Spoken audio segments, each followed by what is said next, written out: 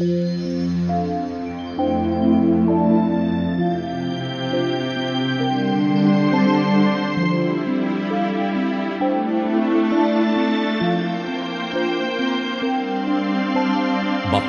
ang bumabasa at ang nangakikinig ng mga salita ng hula at tumutupad ng mga bagay na nangasusulat doon, sapagkat ang panahoy malapit na.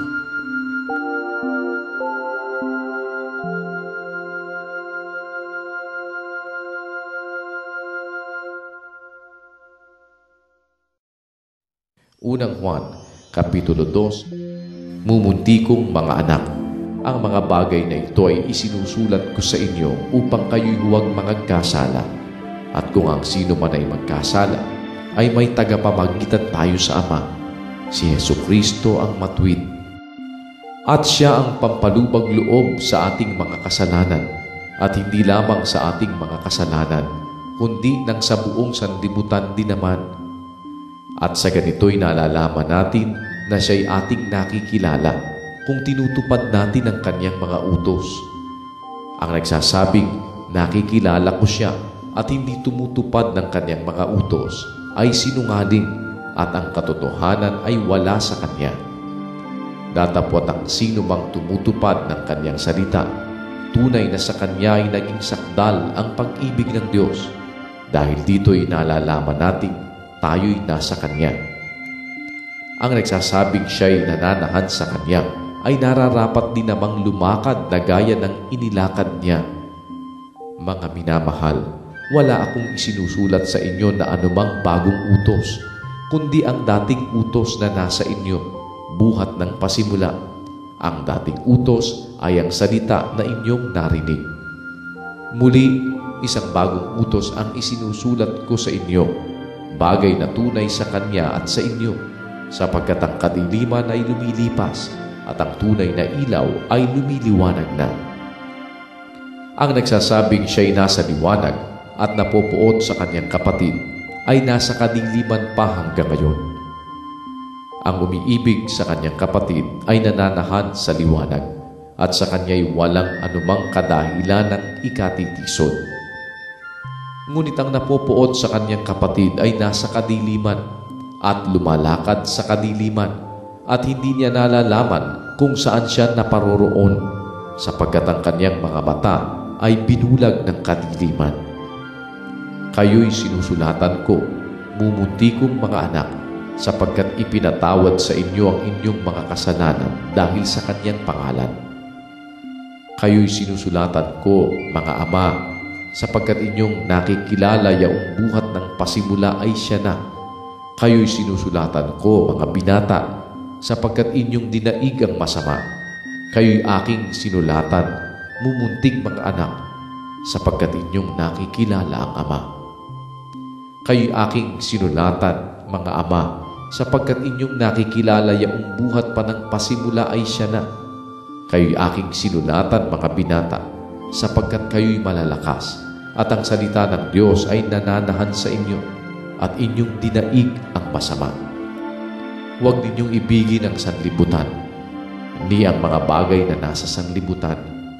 Kung ang sino man ay umiibig sa sanlibutan, ay wala sa kanya ang pag-ibig ng Ama.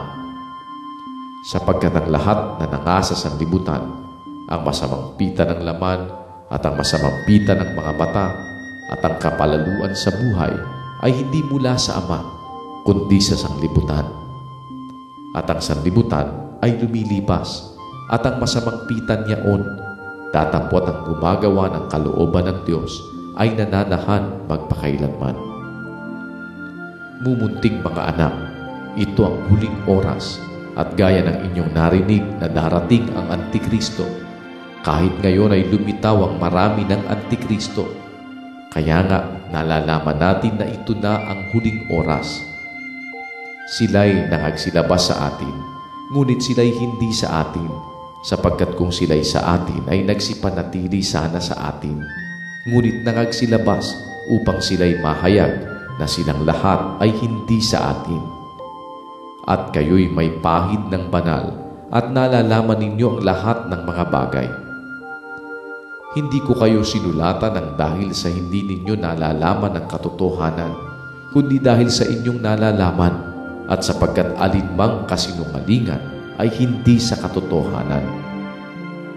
Sino ang sinungaling kundi ang tumatanggi na si Jesus ay siyang Kristo? Ito ang Antikristo, sa makatwid ay ang tumatanggi sa Ama at sa Anak. Ang sinumang tumatanggi sa Anak ay hindi sumasakanya ang Ama. Ang nagpapahayag sa Anak ay sumasakanya naman ang Ama. Tungkol sa inyo ay manahan sa inyo ang inyong narinig buhat ng pasimula.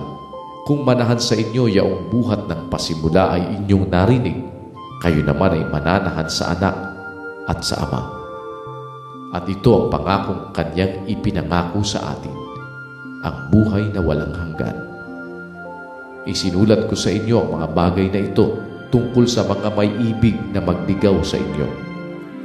At tungkol sa inyo, ang pagkapahid na sa kanya'y inyong tinanggap ay nananahan sa inyo at hindi ninyo kailangang kayo'y turuan ng sinuman. Ngunit kung paanong kayo'y tinuturuan ng kanyang pahid tungkol sa lahat ng mga bagay at siyang totoo at hindi kasinungalingan, at kung paanong kayo'y tinuruan nito ay gayon kayong nananahan sa kanya.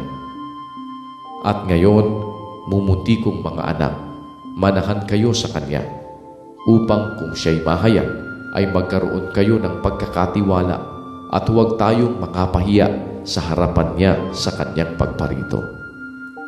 Kung nalalaman ninyong siya'y matuwid, nalalaman naman ninyo na ang bawat gumagawa ng katwiran ay ipinanganak niya.